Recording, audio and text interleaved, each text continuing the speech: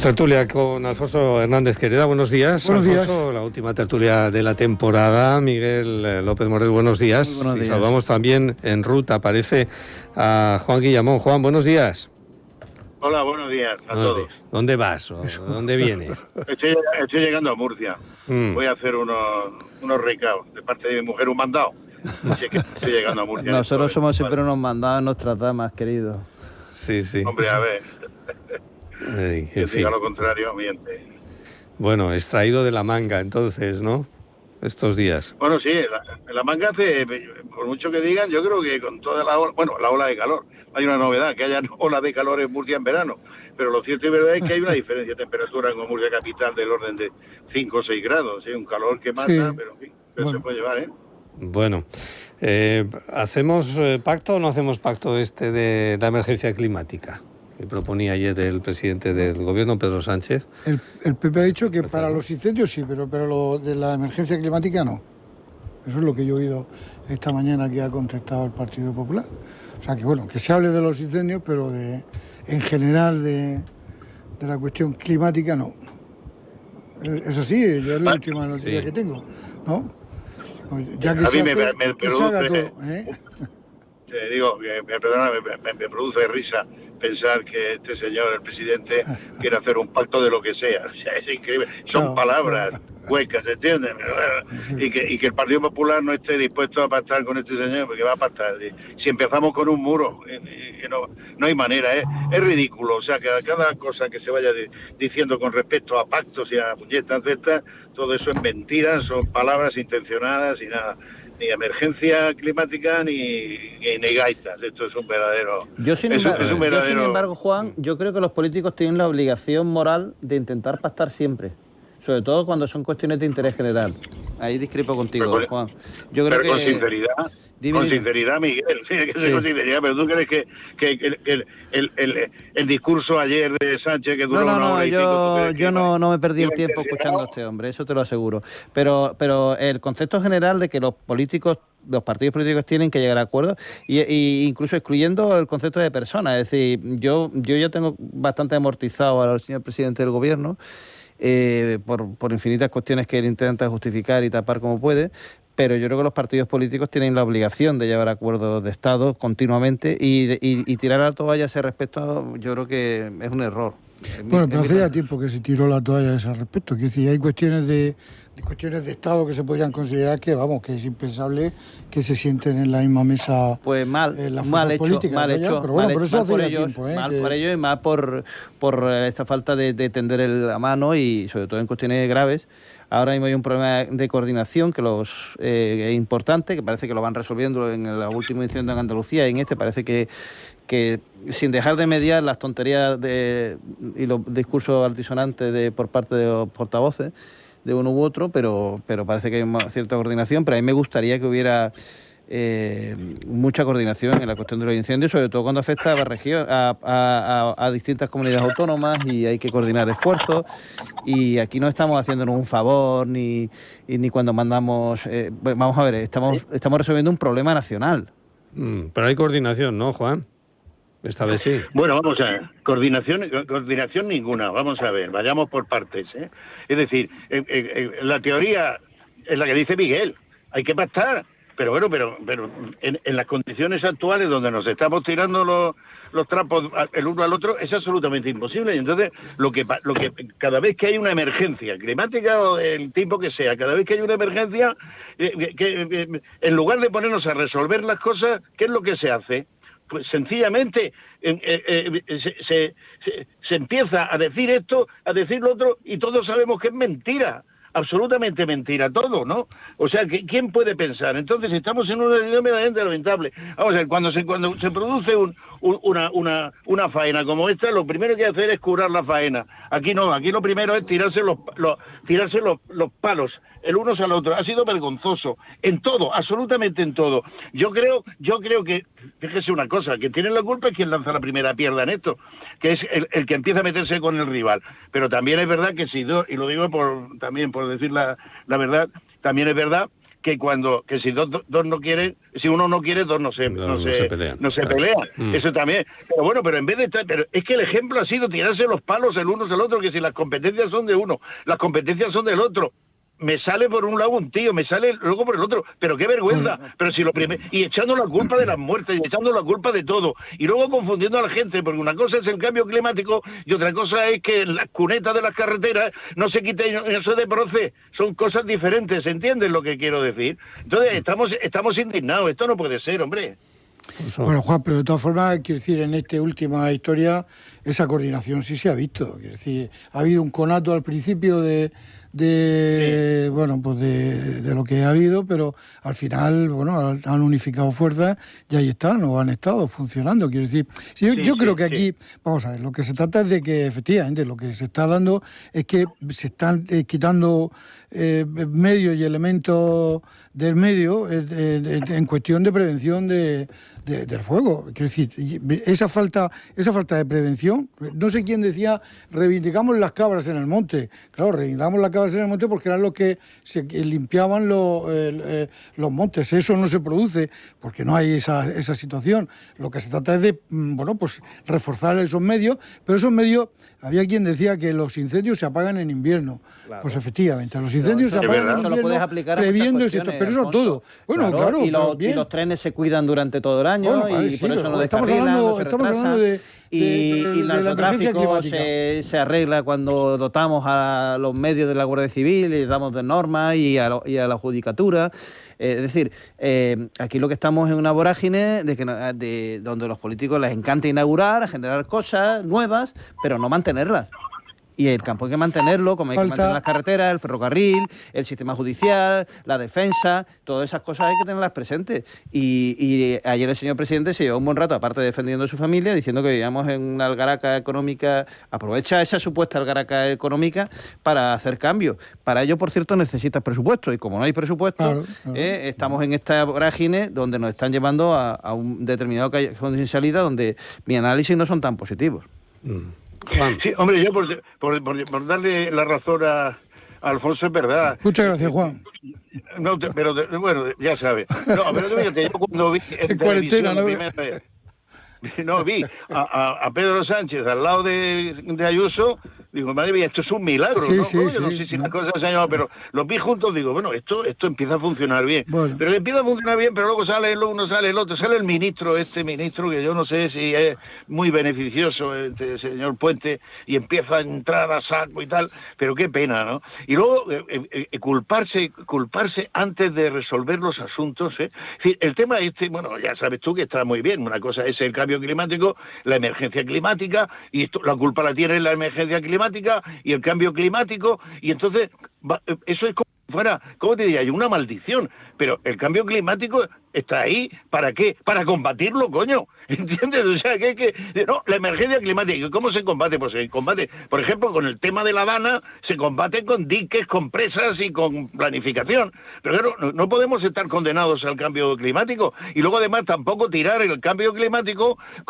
mira, yo no soy un experto en nada, desde luego, pero soy entendido en muchas cosas. Pero a mí me llega un vecino, que es un imbécil, y me empieza a decir que soy negacionista, porque se me ocurre decirle algo sobre el CO2, y entonces es que me llevan los demonios. Es decir, cuidadito, coño, que hay gente que sabe lo que hay que hacer. Cambio climático, pues coño, claro que el clima es constante a lo largo de toda la puñetera historia. Lo cierto es que en el corto plazo es muy variable, y nos ha tocado en estos momentos una parte muy importante de variable, y le estamos sufriendo. Es evidente que las temperaturas suben, pasa esto, pasa lo otro, pero además del cambio climático, ya digo, también hay dejación. Lo habéis dicho antes. Bueno, pero... Los incendios...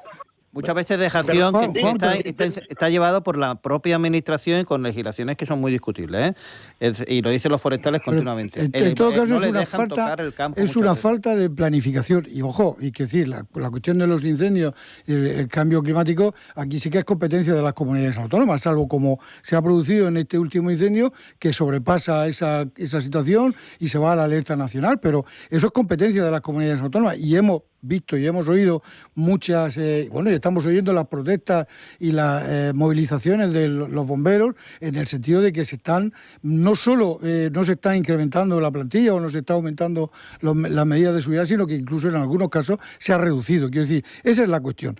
Hay que ir a un plan real de prevención de ese tipo de cuestiones, de prevención y de tener los medios preparados para el caso de una situación de estas características. Lo de los incendios no es nuevo en que efectivamente han superado las dimensiones de otros años, pero bueno, estamos hartos de ver en Galicia los incendios todos los veranos. Yo cada vez que he ido a Galicia he visto incendios en los bosques, ¿o no? Hay una cuestión también de incendios provocados bastante recurrentes. Bueno, eso se ha pasado, ¿no? Pero es que nadie nos dice, todos los que se han producido este año, prácticamente todos han sido con la mano del hombre, quiero decir, intencionada o accidentalmente. Pero eso es lo que hay que prever, es lo que hay que tener preparado para esa situación. Yo no entiendo en los tiempos en que estamos que no hayan, yo qué sé, con la cuestión de los drones, con la cuestión de la vigilancia que hay a nivel de que en un radar puede aparecer una mosca que pasa por un vuelo en zonas peligrosas, ¿cómo no se puede detectar este tipo de incendios? Tú puedes detectar lo que quieras, a tiempo pero para eliminarlo. Cuando tiene un viento de 80 km por hora, Miguel,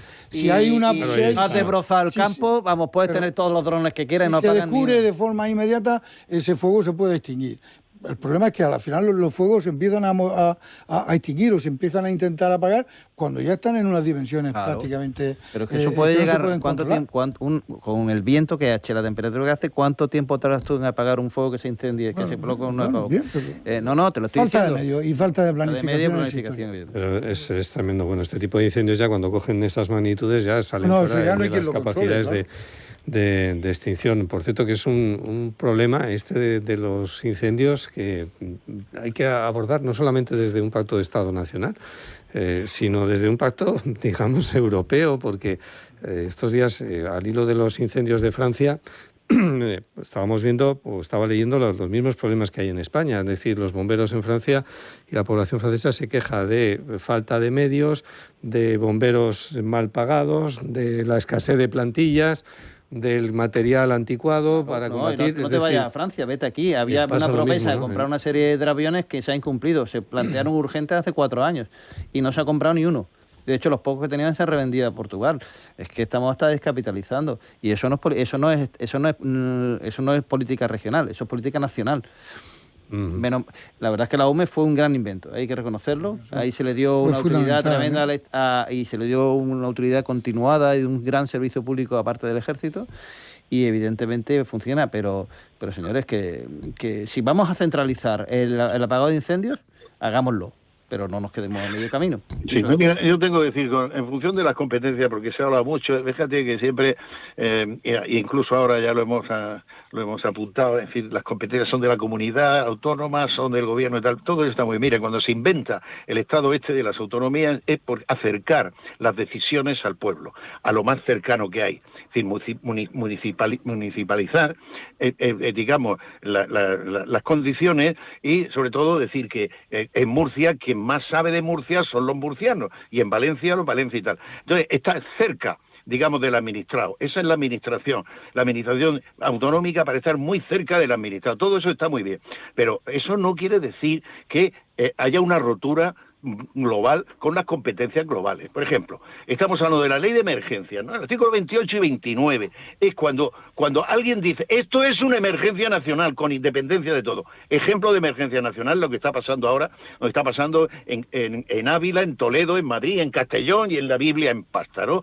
O emergencia nacional, ¿qué era también? Era cuando la Dana era en Valencia, era en la comunidad de Andalucía, en Castilla-La Mancha y tal. Entonces, quiere decirse que cuando hay una emergencia de tipo nacional, automáticamente tiene que entrar el gobierno. Y además lo dice el artículo 28, lo dice clarísimamente de la ley de emergencia, dice la emergencia se ha declarado en primer lugar por el ministro de Interior, en primer lugar, y si no por el delegado del gobierno en la comunidad autónoma correspondiente, y en tercer lugar por la propia comunidad autónoma, por el presidente de las comunidades autónomas. ¿Qué ha pasado con esto, con el incendio?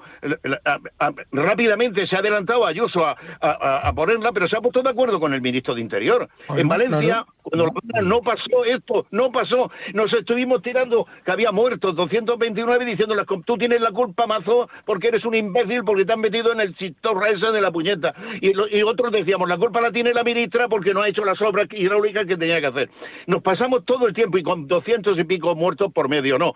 Vamos a ver, yo digo que si el gobierno nacional hubiese sido del mismo signo que el gobierno que había en Valencia o con el gobierno que había en Madrid ahora, en este caso, no pasaría nada porque nos hubiésemos puesto de acuerdo inmediatamente, porque la situación política ahora es de enfrentamiento brutal. Y ese es el gran problema que hay. Ni emergencia climática ni leche. Por cierto, sí. Pero Juan, eso contradice la situación de ahora. Que ahora aquí se han puesto de acuerdo y son de signos políticos distintos. Y ha sido la comunidad autónoma, Ayuso, la que efectivamente ha pedido que se declarase la emergencia nacional. Inmediatamente se ha declarado y ha habido coordinación, ¿o no? Decir, y son de signo político distinto. Lo de Valencia es otra cosa, Juan. Lo de Valencia es otra cuestión. Dime. Perdona, primero que ha dicho el delegado del gobierno en Madrid, ese señor, lo primero dice, es que ha solicitado muy mal. Vete a la mierda, hombre. Eso fue una tontería que quedó en nada y que inmediatamente se eliminó, claro, efectivamente. Como no podía ser menos. Había rellenado el formulario, vaya. Esto de los delegados del gobierno... Esto de los delegados del gobierno en promoción política son terribles. Eso ahí sí que levanto yo la mano. Bueno, pero eso quedó en nada, afortunadamente. Yo recuerdo con enorme cariño de las delegaciones de gobierno de Francisco Jiménez, que no era político. Podría ser afín al PSOE, pero evidentemente era un buen funcionario. Y se ejercían las cosas como tenían que hacerse. Era un buen gesto. Gestionar, papel institucional, y lo que no puedes encontrarte, como aquí en Murcia o como en Madrid, pues señores que están vociferando continuamente buscando el momento para hacer un mensaje político. Y no estamos para eso, señores. Y la verdad es que esas plataformas, es usar estos cargos políticos políticos de gestión tan claros para la promoción política, me parece lamentable. Se agotará el mandato Pedro Sánchez. Bueno, ayer lo decía. Lo tiene chupado. Si es que ya, por mucho que se lo piense, entre que sí, que no, que tal, año todavía, nos llegamos a julio, pero Julio está aquí enseguida. Ya estamos en campaña, evidentemente. Sí, yo creo que está bastante claro, ¿no, Joaquín? ¿Tú no lo tienes claro? Sí, presupuestos va a haber, ¿no? Presupuestos va a presentarse como un brindis al sol, esta ridiculez, porque se han presentado ya, o no se han dejado de presentar 3 años, inconstitucionalmente, por cierto, y se presentarán y no tendrán apoyo, pues, evidentemente. Se acabará la legislatura, seguro. Pues se puede hacer un... Sí, por 3 meses. Además, y tal, a todos nos importa. Digo que a todos nos importa un pijo lo que pase. O sea, a los que estamos deseando que haya elecciones nuevas, pues ya estamos resignados, no va a haber. Y a los que no quieren que haya elecciones, pues también hagan lo que hagan. Ahora, por ejemplo, fijaos una cosa. ¿Cómo puede ser eso? Que haya salido a la prensa que en la OIT que iba a ir la ministra, que no sabe inglés, por cierto. ¿Cómo es posible que eso se plantee? Pues se ha planteado con una intención clarísima, para que todos entendamos que quien manda, manda. ¿Cómo es posible que a partir de ahora a la chica esta alta, Borràs, me parece que se llame, la han indultado? Parcialmente. Sí. Le han reducido la pena. Bueno, pero es que lo primero que se me viene a mí a la cabeza es lo siguiente, digo, sí, oye, efecto Aldama vas a cantar y te libras, pero el efecto Aldama puede ser de otra manera, porque porque el gobierno ahora mismo no tiene la posibilidad de indultar, ¿por qué no? A este Ábalos y al otro. O sea, es que estamos... Bueno, aquí hay dos cosas desde mi punto de vista. La primera es que yo creo que el Partido Socialista a Pedro Sánchez hubiese convenido haber convocado elecciones hace ya tiempo. Yo creo que el horizonte judicial va a ir a mucho peor en el futuro para él, y evidentemente ahí se ha equivocado. Ahí ha pecado de una soberbia que le ha caracterizado el conjunto de la legislatura, y yo creo que es un peligro tremendo para el Partido Socialista en sí. Yo siempre lo he insistido en estos micrófonos. España necesita partidos políticos potentes que representen bien y que los mejores dentro de esa ideología los representen, pero representen en interés general, no de los partidos, que es el problema cuando los partidos políticos, el interés de los partidos se pone por encima del interés general de la sociedad. Y en segundo lugar es que el PP tiene que estar a la altura. Es que estamos dando por presupuesto que Feijóo y su gente lo está haciendo estupendamente. Yo tengo mis dudas. Yo tengo mis serias dudas. Yo, insisto, Feijóo tenía que tener hace mucho tiempo claro cuál es su oferta. Y no está haciendo ninguna oferta. Simplemente se está dedicando a entrar en el mismo barro. Ha caído en la trampa de Pedro Sánchez. Claramente. Sí, ha caído. Y el otro día leí un artículo, no sé si en El Mundo, sobre ese tema, que no se lo vean, o El Confidencial, que no lo vean tan claro. No sé, que por decreto ley no va a tener que votar la gente al partido de la oposición. Tiene que ganárselo, y para eso ya está tardando Feijóo en plantear, por ejemplo, con el tema de la emergencia climática, un mensaje claro, transparente. Si yo estuviera en el poder, haría esto. Y con humildad. Que ya que han mencionado el tema de Mazón fue una patinada tremenda por parte del Partido Popular, porque fue una prepotencia muy parecida a la que supuestamente tenían que... Y en muchas cosas, pero por supuesto, plantear su programa, ya, porque estamos en campaña. En cualquier caso no se entiende, el indulto parcial a Laura Borràs, la que fue presidenta del Parlamento de Cataluña, una de las caras más visibles de News, no tiene nada que ver con el proceso independentista. A esta señora se le condena por fragmentar en contratos menores determinadas obras cuando era responsable del área de cultura y en favor de un amigo suyo. Yo creo que eso... Dice, ¿por qué se le indulta por esto, porque no? Es miembro de Jung. Ha sido Bella. Es evidente, vamos. Ha sido un hay gesto. tantas cosas que no son incomprensibles. Ha sido un gesto. Otro más. No tiene sentido y ya está. Bueno, de todas formas... Esto no tiene nada que ver con el proceso tampoco ni ha sido, nada. Porque se podía haber producido un indulto total. Sí. Sin embargo, bueno, ha sido, yo qué sé, no lo sé, ha sido un sí, un quiero y no puedo, un sí pero no. Vamos a dejarlo y ahí, aunque todos te abandonen, no te abandono yo, ¿no? Pero vamos, no tiene tampoco mucho sentido esa reducción de pena, porque además eso al final se puede solucionar con una salida anterior de la cárcel, con un régimen que no tiene efecto. Perdona, ¿sentido común? Eso se ha perdido hace mucho tiempo. Sí. En política española hace muchísimo tiempo. Lo que estamos deseando algunos que se recupere. Hay muchos políticos que apelan al sentido común, ¿no? Cuando justifican sus acciones, ¿no? Hombre, evidentemente, pero hay cosas que son tajantes. El problema es cuando tú entras en un discurso continuo de negación de la realidad. Ayer el presidente del gobierno sabía más derecho que los 3 magistrados que condenaron a su hermano. Pero eso es muy típico de este país. Aquí todos sabemos de todo. Pero no estamos hablando de fútbol, de selección española, que sabemos más que el señor seleccionado. Aquí estamos hablando de justicia. Y estamos hablando que un juez instructor y luego tres magistrados han condenado por indicios claros. Y lo han condenado firmemente y por unanimidad. Y el horizonte es muy amplio. Y el señor Zapatero todavía no ha justificado qué pasa con 1.200.000 euros como mínimo en joyas. Más el $500.000, por ejemplo, que se le ha pillado en las cuentas a sus hijas el año pasado por maquetar. Que hoy Montiel hace un cachondeo con ese tema tremendo, precisamente para identificar el trabajo de los profesionales buenos que los hay en ese ámbito. Lo que no tuvo sentido y fue de una torpeza tremenda fue la comparecencia que hizo Zapatero, esta última. Yo creo que lo único que hizo fue perjudicar... La entrevista en televisión española. Es que no tenía ningún sentido, sobre todo para no decir nada, es más, no decir nada y meter, entre comillas, la pata en lo de las joyas, porque lo de las joyas ya le ha dado el camino. Pero ese camino puede ser que jurídicamente o penalmente no llegue a una condena, pero política y socialmente. Pero eso es la estrategia que se han creado algunos de que por repetir muchas veces. Cuando dice que es un regalo de cortesía. Claro, es un regalo de cortesía en la fecha. Y además, esa es una ley de Zapatero, lo del protocolo de que no se pueden admitir regalos más de tal. Yo, bueno, una anécdota del presidente de la Sala de los Sociales del Tribunal Supremo en esa fecha, que le regalan una cesta de esas inmensas de Navidad, como se hacía en antaño en muchos casos, inmediatamente llamó a la persona, no digo quién era, llamó a la persona y decía, oye, usted, llévese inmediatamente usted esta cesta de aquí, porque además se la dejó en la puerta de su despacho. No quiero decir. Bueno, pues uno tiene que dar ejemplo. Si ahora Zapatero dice que eso fue un regalo en la época en que él era presidente y tal, pues peor me lo pones. Claro, no, si te lo estoy diciendo, claro. Que es una torpeza tremenda esa comparecencia por parte de quien la asesorara y le dijera que lo hiciera, porque no aclara nada y por el contrario ya establece un camino que para mí política. Pero el camino es muy claro, estamos hablando los míos para que yo para generar un sentimiento de que va en contra de nosotros, aunque caiga quien caiga, aunque caiga el sistema judicial, las instituciones, y ese lloriqueo, pues que me llegue a rascar los pocos votos para poder conseguir.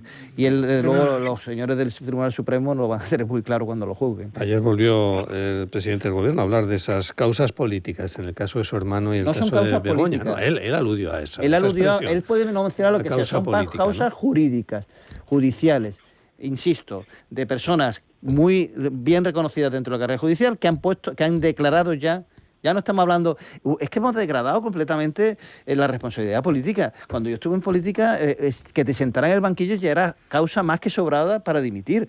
Aquí estamos hablando de condenas firmes. Aquí estamos hablando que hay dos secretarios generales del Partido Socialista, uno en la cárcel y otro dejando cada 15 días su documentación en el juzgado, señores. Oye, disculpadme que no me dejáis hablar y estoy aquí, mira... ponte, hombre. Viene buen cuento. Mira, en el año 2015 o 2016, los espabilados de Ciudadanos, en Murcia, de que a lo mejor Miguel tiene algún tipo de referencia... Sí, la que tú quieras. De esa época sí defiendo la función, de otras épocas no.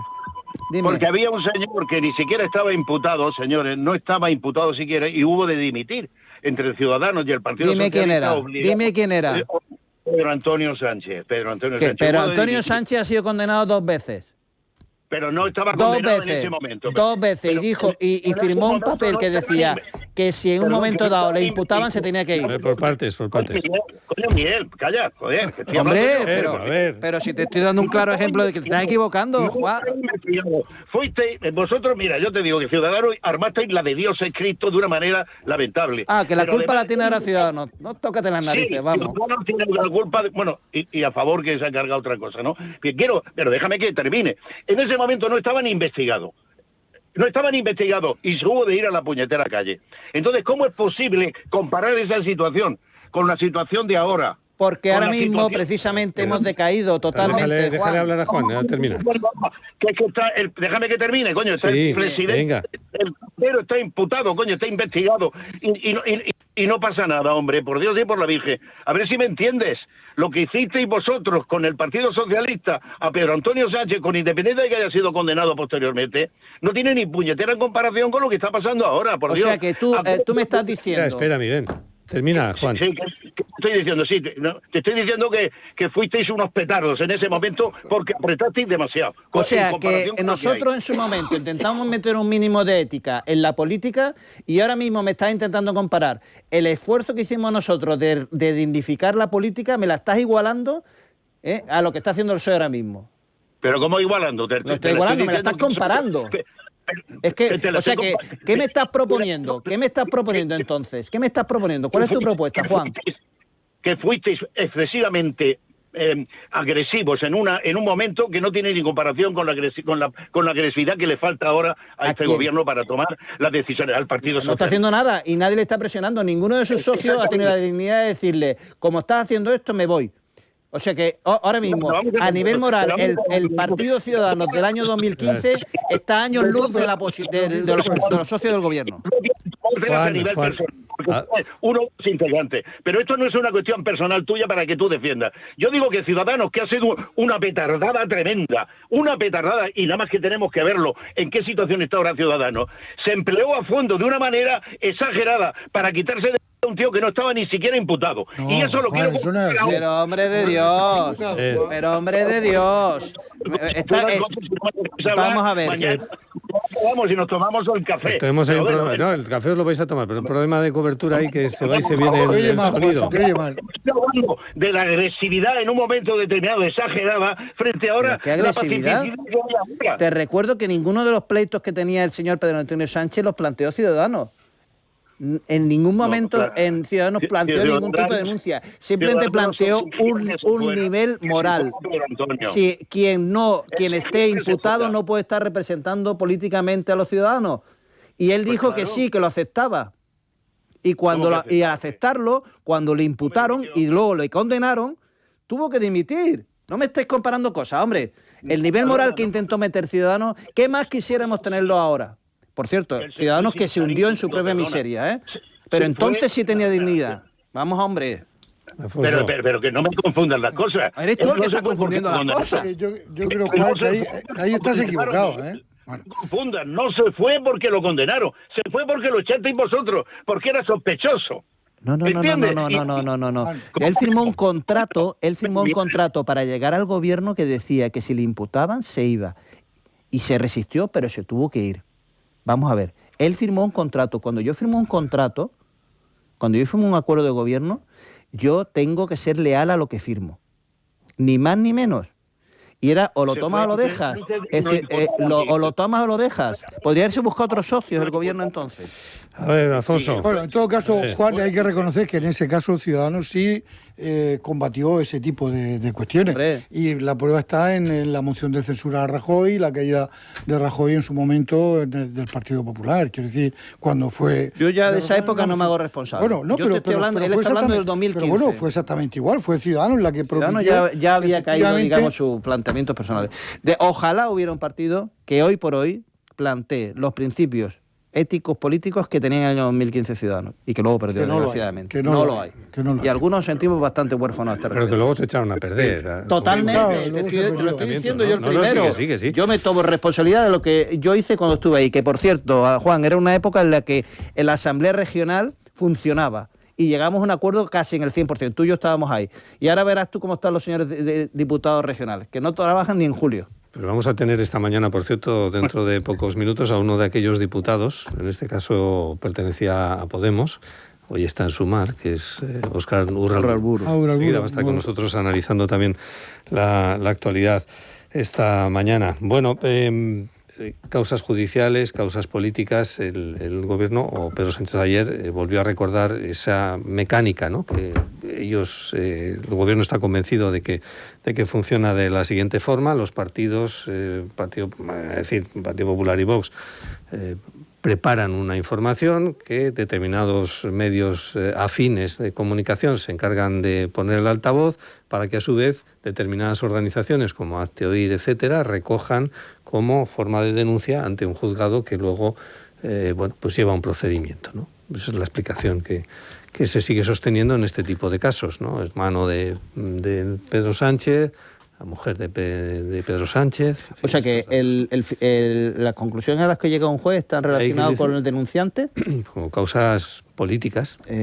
Insisto, cuando en un delito penal o administrativo, en este caso penal, un juzgado llega a una conclusión tajante sobre un tema, está en condición, o estamos poniendo en cuestión ese resultado, es por quién la presentó en su día, que por cierto no lo hizo solamente. Yo creo que es una dinámica... Eso no se puede afirmar. Hombre, es absurdo, vamos. El fallo de una sentencia es el resultado de un expediente, de una investigación y de unos hechos que se declaran probados. Y a partir de ahí, efectivamente, pues se produce un fallo en un sentido o en otro.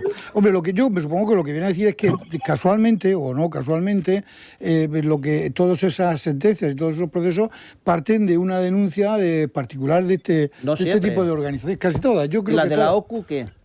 Bueno, eso ya es distinto, quiero decir, pero no, la que se refiere, la de la mujer del presidente, parte de esa denuncia que además se ha dicho hasta la saciedad que eran noticias falsas, que no sé qué, pero bueno, se produce una investigación. La Complutense está reclamando de 140.000 euros ahora mismo. 113.000 euros. Pero bueno, bien, en definitiva, hombre, yo creo en el sistema judicial y por lo tanto creo que efectivamente, hombre, y ahí pueden haber sentencias en las que yo, lógicamente, no esté de acuerdo, pero creo en el sistema y son interpretaciones que se hacen. Para eso permite la ley que hayan interpretaciones y que hayan giro dentro de la normativa. Pero tú no puedes estar enmerdando, con perdón, la justicia continuamente desde Moncloa, como está haciéndose, como sistema, como estrategia política. No, pero Miguel, uno puede eso es irresponsable. En contra de una sentencia. Eso es irresponsable. O sea, tiene que acatarla. Lo primero que hay que hacer es acatar una sentencia o recurrirla, o acatarla y recurrirla. Acatarla y recurrirla si no está de acuerdo. Pero tú puedes manifestar tu disconformidad con ese resultado de la sentencia.